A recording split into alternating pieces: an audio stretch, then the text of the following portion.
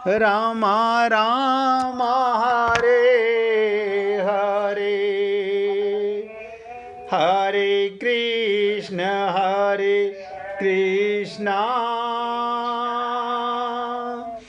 कृष्ण कृष्ण हरे हरे, हरे राम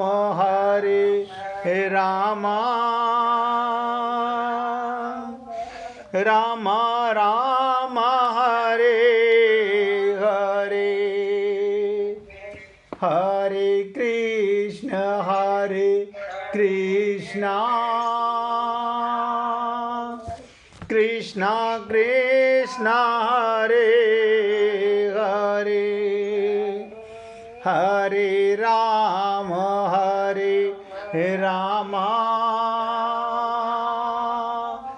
राम राम हरे हरे। सभी पुण्य आत्मा पूरी एकाग्रता से समझिएगा।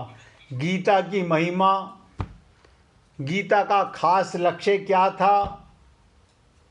हमें अपनी भूल, हमें किसी प्रकार आत्म जागृति हो जाए, आत्म जागृति हो जाए। तो परमात्मा तो मिला हुआ है। परमात्मा को पाने के लिए कुछ नहीं करना, कोई जप नहीं, कोई तप नहीं, कोई पाखंड नहीं, प्रेम करना है प्रेम जगत में सार, और कोई सार नहीं। तू कर ले हरि से प्यार, और कोई प्यार नहीं। आत्मज्ञान के बाद ही ये बातें होती हैं। इससे पहले तो सिर्फ, मैंने कई बार आपसे कहा, आपके घर में जो अर्चा विग्रह है उसमें और तिरुपति बालाजी में अंतर क्या है? बैकुंठ में बैठे हुए बैकुंठाधिपति में और उसमें अंतर क्या है? आपके हृदय में रहने वाले परमात्मा में और उसमें अंतर क्या है?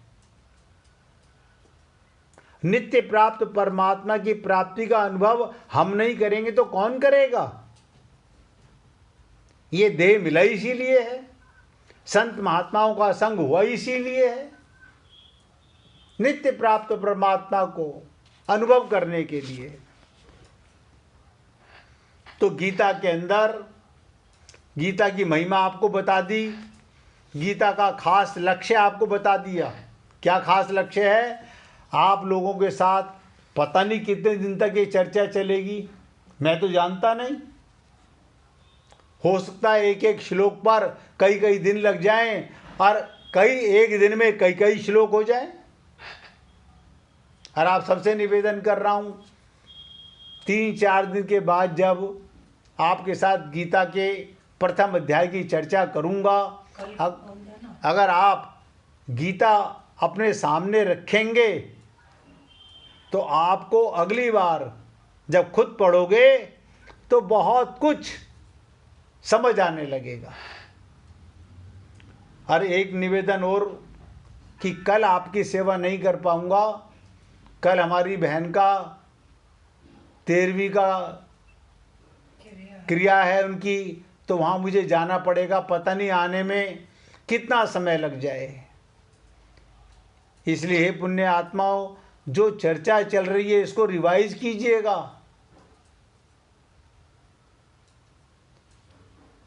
अब गीता में जो भी मैंने आपसे कहा, नित्य योग,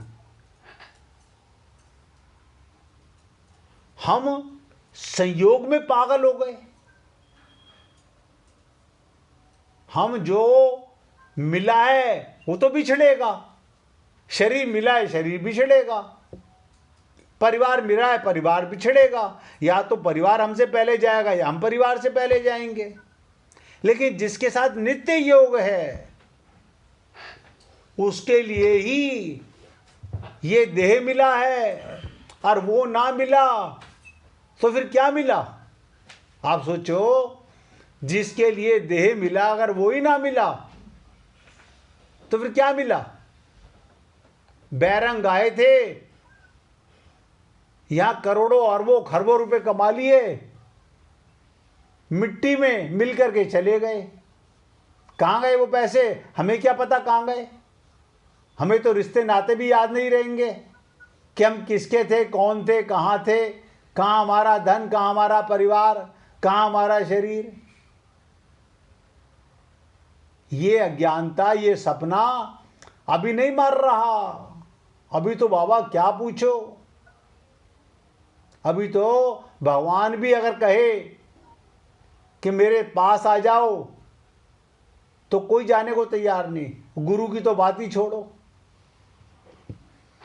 अब आपके साथ गीता में योग की चर्चा कर रहा हूं और इसके बाद ही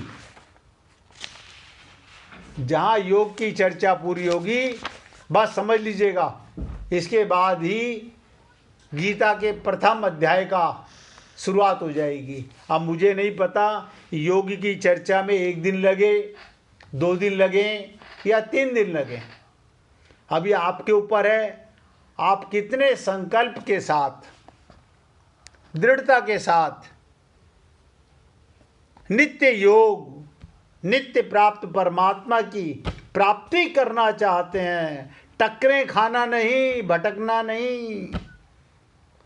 आज यहाँ टक्कर मारी, कल वहाँ टक्कर मारी, आज यहाँ आज वहाँ, कुछ नहीं, नतीजा ठन ठन गोपाल है।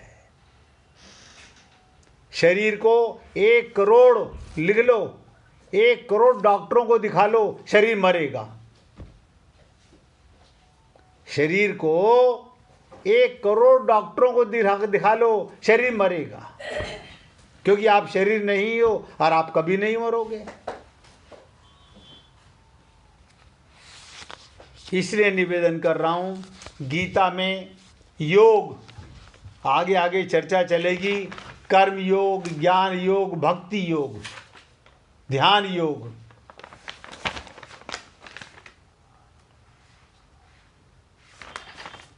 तो कहने का तात्पर्य, योग शब्द के बड़े विचित्र विचित्र अर्थ आएंगे सामने।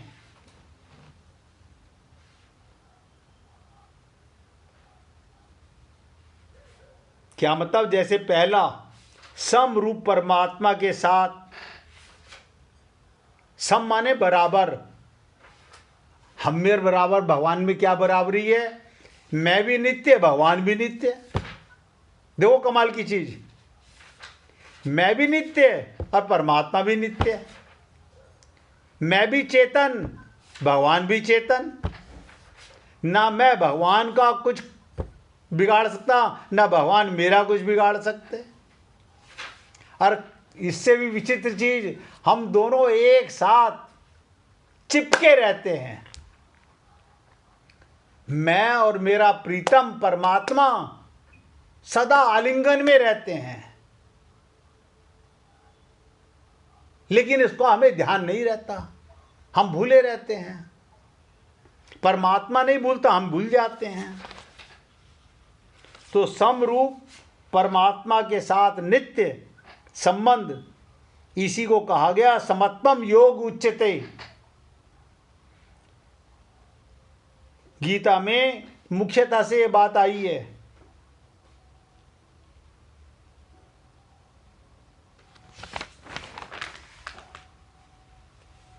दूसरा अर्थ है चित्त की स्थिरता, अर्थात समाधि में। ध्यान दो, समाधि में स्थिति। अब आप हम लोग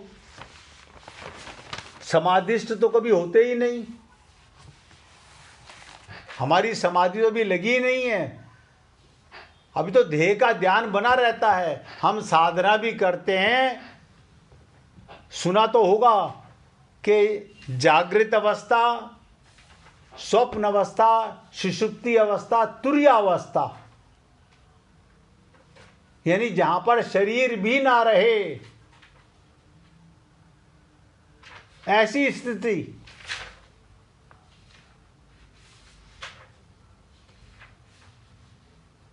तो गीता में जहां कहीं भी बार बार ये शब्द आएगा, इसलिए आपको पहले बता रहा हूं ताकि पहले से जान के चलोगे, ABCD को जान लोगे तो आगे बुक पढ़ना समझना आसान हो जाएगा। ए आई जान लोगे, 12 खड़ी जान लोगे तो सरलता हो जाएगी गीता को समझने के लिए। जहाँ कहीं भी योग शब्द आया है, उपयुक्त तीनों में एक अर्थ की मुख्यता, शेष 2 अर्थ गौण रहेंगे। क्या मतलब? जैसे संबंध, ध्यान दीजिएगा, जैसे संबंध की मुख्यता है, पर समता आने पर स्थिरता और सामर्थ्य। ये स्थिरता और सामर्थ्य का क्या मतलब हो गया? भगवान में, बहुत ध्यान से सुनो, सामर्थ्य क्या? भगवान में संसार मात्र की उत्पत्ति, स्थिति और प्रलय आदि जो कुछ सामर्थ्य है, वो सामर्थ्य योगी में नहीं आती। भगवान में संसार मात्र की उत्पत्ति करने की ताकत है, ये योगी में नहीं आएगी। उसी में हमारी स्थिति है, उसी में हमारा प्रलय है। योगी में जो सामर्थ्य होता है वो संसार मात्र पर विजय प्राप्त कर लेता है। योगी कौन? जिसका भगवान के साथ नित्य योग हो गया।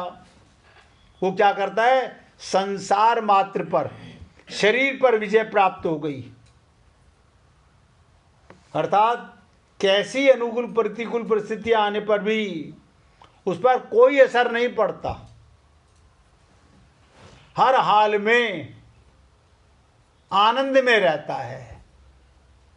लेकिन आप और हम लोग बहुत जल्दी धैर्य खो बैठते हैं। तो स्थिरता की मुख्यता, गीता का योग शब्द बड़ा व्यापक और गंभीर है।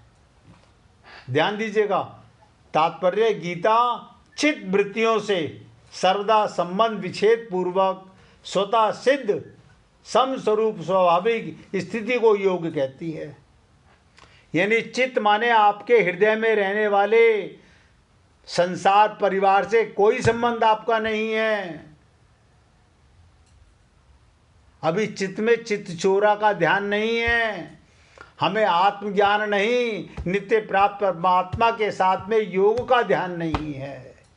अभी तो हमारे हृदय में सारा परिवार, आप सोचो, कोई हम लिख के रखते हैं? नहीं। ये कहाँ रहते हैं नाम? सबके ध्यान, किसका कब जन्मदिन, कब किसका मरण दिन, कब किसका आना, कब इसका जाना। भगवान की गीता या भगवान की लीलाएं तो याद नहीं रहती अंदर। ये संसार क्यों रहता है? क्योंकि संसार से संबंध है। इनसे हमने योग मान रखा है नहीं, मान रखा है। तो जब एक को मानोगे तो दूसरे को भूलोगे। परमात्मा को भूल गए, संसार में योग हो गया। तो तात्पर्य ये, गीता चित्त वृत्तियों से, यानी चित्त में जो भाव उठती हैं, वृत्तियां उठती हैं, सर्वदा संबंध विच्छेद पूर्वक स्वतः सिद्ध समस्वरूप परमात्मा का स्वाभाविक स्थिति का योग कहती है। कि तुम्हारा योग उसी के साथ था, जिसके साथ है, जिसके साथ रहेगा। माँ से पहले भी परमात्मा था तुम्हारे साथ, माँ के गर्भ में भी परमात्मा आया, माँ के गर्भ से भी बाहर परमात्मा आया, साथ आया। और सारा जीवन हर क्षेत्र में, आप मंदिर गए भगवान साथ गया, आप बाथरूम में गए भगवान बाथरूम में गया, आप टॉयलेट गए भगवान टॉयलेट में गया, आप मंदिर में पूजा में कहीं गए, भगवान को छोड़ के जा सकते हो तो बता दो।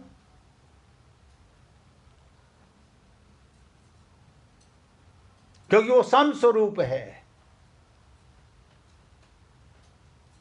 उस समता में स्थिति नित्य योग होने पर कभी उससे वियोग नहीं होता। बस इतना काम। हम कौन हैं, किसके साथ रहते हैं? अरे मेरी रहनी, मेरी सुबह मैं कदे में, मेरी शाम मैं कदे में, तेरे नाम से है साकी मेरा नाम मैं कदे में। क्योंकि मेरी मैं मेरा प्रीतम है, मेरा कन्हैया है।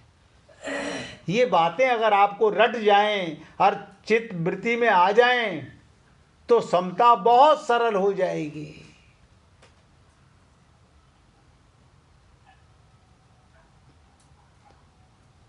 इसलिए पुण्य आत्माओं, अभी तो योग का शुरुआत की बात कही है, बहुत छोटी सी बात कही है, क्योंकि कल एक दिन सत्संग नहीं होगा। मैं दावे से कहता हूं, परसों कोई भक्त ये बताने में असमर्थ हो जाएगा कि हमारा परमात्मा के साथ ही नित्य योग है, वो मिला हुआ है और हम उसे भूले हुए हैं और हम उसे पाने का प्रयत्न कर रहे हैं जो मिला हुआ है।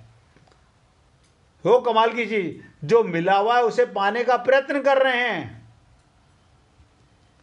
और जो नहीं मिला हुआ, जो कभी हमारे साथ था नहीं, जो अब है नहीं, रहेगा नहीं, उसे परमानेंट करने पे लगे हुए हैं।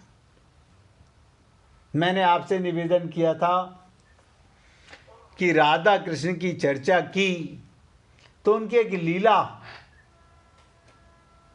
आपके साथ सुनाना चाहता हूं, ताकि आप ये महसूस कर सको कि परमात्मा ही दो रूपों में विभक्त हुआ है, आप उसकी राधा ही हो। आप आत्मा हो और वो परमात्मा है। लेकिन एक वो राधा जिसको सदा कृष्ण याद रहता है, और एक वो जो संसार में शरीर मान के फंस जाता है। तो ध्यान से सुनिएगा और अच्छी लगे तो इसको समझने का प्रयत्न कीजिएगा कि मैं ही परमात्मा की राधा क्यों नहीं। वृंदावन से मथुरा जाने के बाद भगवान श्री कृष्ण फिर कभी वृंदावन वापस नहीं लौटे। बहुत ध्यान से सुनिएगा, केवल 2 बार वो राधा से मिले थे, एक कुरुक्षेत्र में और दूसरी बार उस मूसल युद्ध के पहले, जिसमें शराब पीकर आपस में लड़ते हुए सभी यदुवंशु मर गए थे। प्रवास क्षेत्र में यादों का एक बहुत पवित्र स्थल था। ध्यान दीजिए, विख्यात प्रथम शिवलिंग सोमनाथ प्रवास क्षेत्र में है। ये जो विख्यात शिवलिंग है सोमनाथ, ये प्रवास क्षेत्र में है। इस मंदिर का सुसज्जीकरण भी भगवान श्री कृष्ण ने ही करवाया था। इसके उत्तर में प्रभास का विस्तृत भाग है। इसी स्थान पर मैदान से थोड़ी दूर बहेलिए ने श्री कृष्ण के पैर में बाण मारा था। यहाँ हर वर्ष एक पूजा समारोह होती थी, जिसमें यादव गणतंत्र के सभी लोग आत्म आलापवृत भाग लेते हैं। गोलोक जाने के लिए पहले एक बार श्री कृष्ण ने, ध्यान दो, गोलोक जाने से पहले भगवान ने एक बार सारे ब्रजवासियों को उस प्रवास क्षेत्र से में मिलन के लिए बुलाया था। तो वृंदावन से जाने के बाद राधा कृष्ण की ये दूसरी, एक बार कुरुक्षेत्र में मिले, लेकिन वहाँ ये मिलन नहीं था जो मिलन यहाँ पर है। अंतिम भेंट हुई। अब कृष्ण के साथ रुक्मिणी भी आई थी, ध्यान दीजिएगा। इस पर सूरदास जी ने बहुत भावपूर्ण पद भी लिखा है। रुक्मिणी राधा ऐसो भेंटी कि बहुत दिनन की बिछुरी, जैसे एक बाप की बेटी। रुक्मिणी और राधा ऐसे मिली जैसे दोनों एक ही बाप की बेटी हों। इसका बाद राधा कृष्ण का आमना सामना हुआ। अब ध्यान दीजिएगा, राधा कृष्ण का आमना सामना क्या मतलब? मिलते ही राधा ने क्या कहा, कृष्ण कैसे हो? अब कृष्ण को तो आग लग गई सुन करके। आप कहोगे आग लग गई? अभी सुनिएगा। राधा कृष्ण का आमना सामना हुआ। मिलते ही राधा ने कहा, कृष्ण कैसे हो? कृष्ण तो हतप्रभ रह गए, सकुचाते रह गए। क्या कहती हो राधा?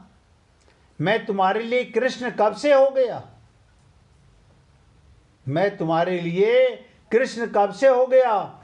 मैं तो अब भी तुम्हारे लिए कान्हा ही हूं। राधा ने कहा, नहीं कृष्ण, अब तुम कान्हा नहीं रहे, बहुत बदल गए हो। क्या कहा? अब तुम कान्हा नहीं रहे, बहुत बदल रहे हो। तो कन्हैया ने पूछा, क्या बदलाव आ गया मुझ में? अब ये राधा का भाव राधा जाने। राधा ने क्या कहा, कोई एक बदलाव आया हो तो बताऊं। अगर तुम श्याम होते तो सुदामा के पास तुम जाते, सुदामा को तुम्हारे पास नहीं आना पड़ता, द्वारकाधीश के पास। तुम बनमाली थे, तुम्हारे गले में बनमाला शोभती थी। शायद तुम्हें नहीं मालूम कि तुम्हारे लिए माला बनाने के लिए मैं, अब मेरी सखियाँ ललिता, विशाखा, अनुराधा, कुसुम, सव्या आदि वृंदावन के 7 बनों से, क्या कहती हैं राधा, तुम्हारे गले में धारण कराने के लिए हम 7 बनों से फूल चुनती थी।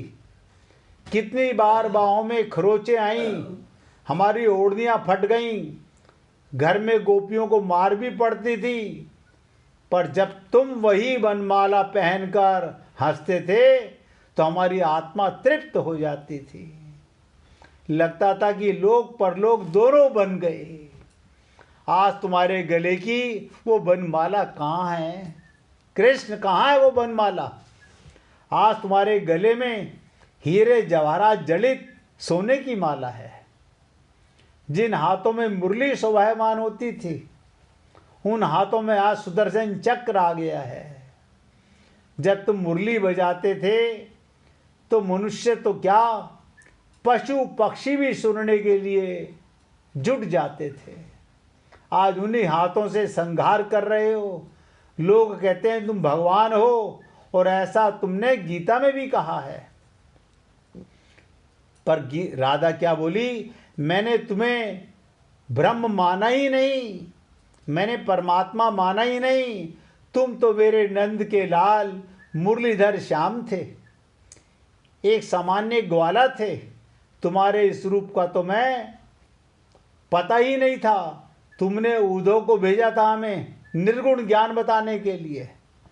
तुमने उद्धव को भेजा था निर्गुण ज्ञान बताने के लिए। आप लोगों को याद होगा, ये संवाद आपको सुनाया था।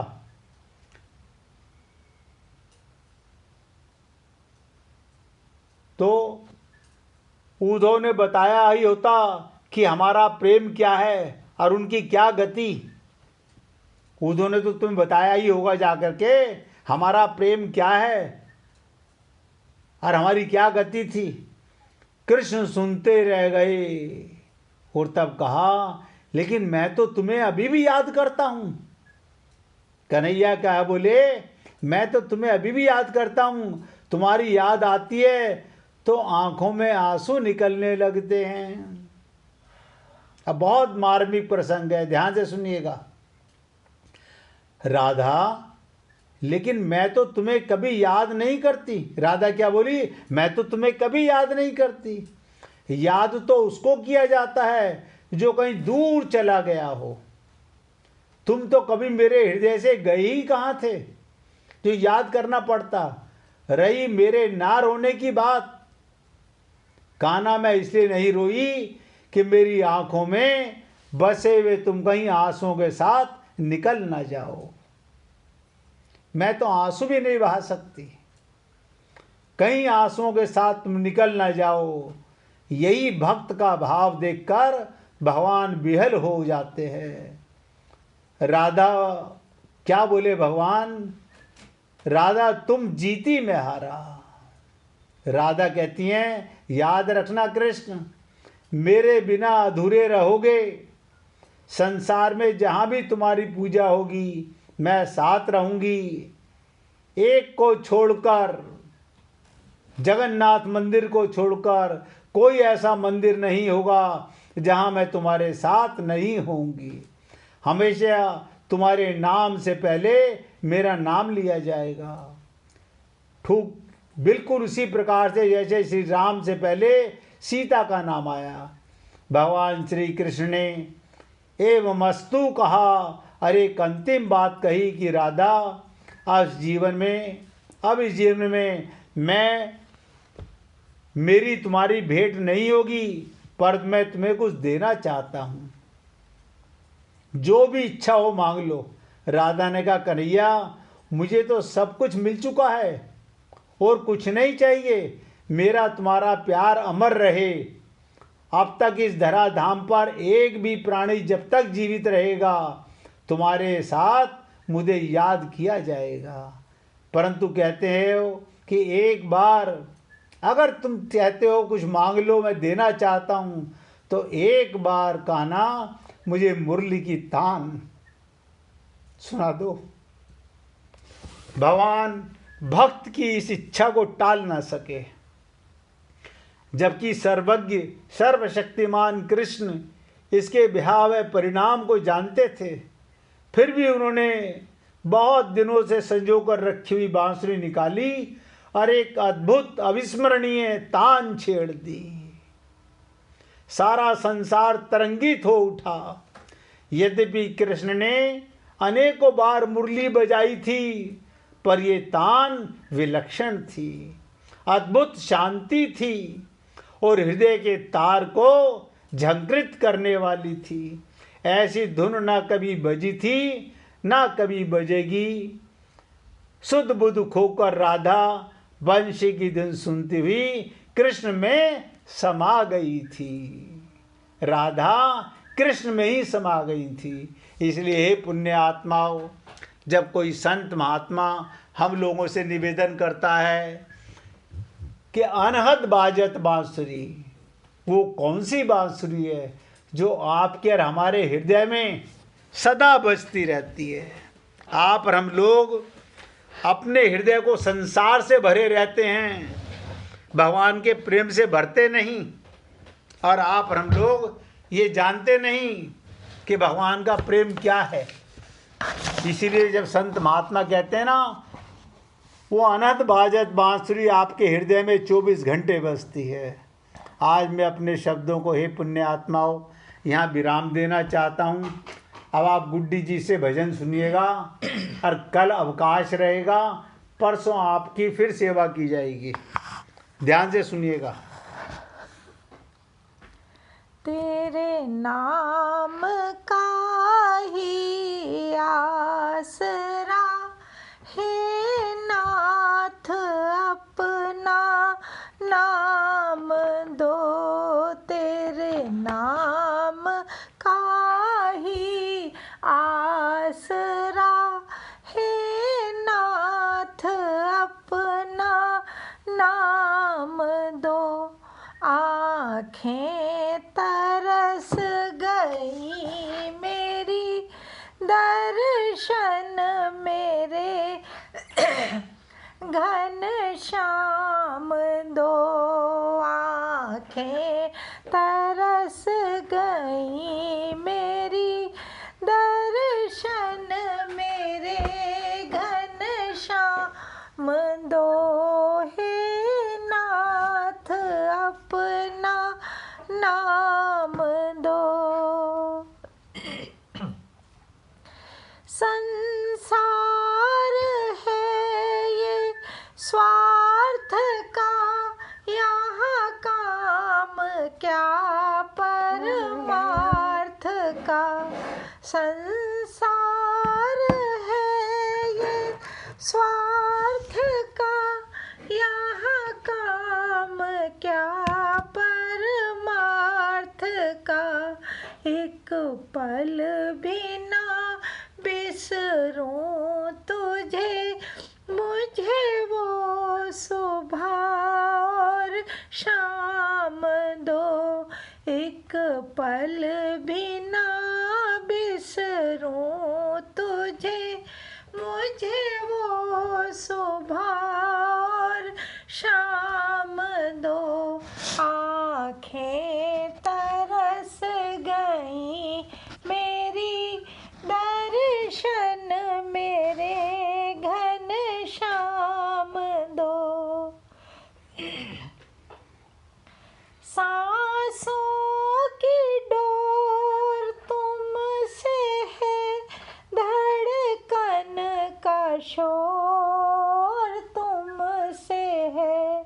सांसों की डोर तुमसे है, धड़कन का शोर तुमसे है, तुम ही बसे हो प्राण में, इस प्राण को आयाम दो, तुम ही बसे हो प्राण में, इस प्राण को आयाम दो। आँखें तरस गई मेरी, दर्शन मेरे घन श्याम दो, हे नाथ अपना नाम दो। तेरी चाह में मैं तड़प रहा, तेरी राह में मैं भटक रहा, तेरी चाह में मैं तड़प रहा, तेरी राह में मैं भटक रहा। दुनिया से थक चुका हूँ मैं, मुझको अब अपना नाम दो। दुनिया से थक चुका हूँ मैं, मुझको अब अपना नाम दो। आँखें तरस गई मेरी, दर्शन मुझे घन श्याम दो, तेरे नाम का ही आसरा, हे नाथ अपना नाम दो, हे नाथ अपना नाम दो। बोलिए वृंदावन बिहारी लाल की जय, जय श्री राधे, जय जय श्री राधे। बोलिए लाल जी का मंगल हो, सभी भक्तों का मंगल हो। सबको राधे राधे भैया, सबको राधे राधे जी, राधे राधे, राधे राधे जी, राधे राधे, सबको राधे राधे, राधे राधे जी, राधे राधे।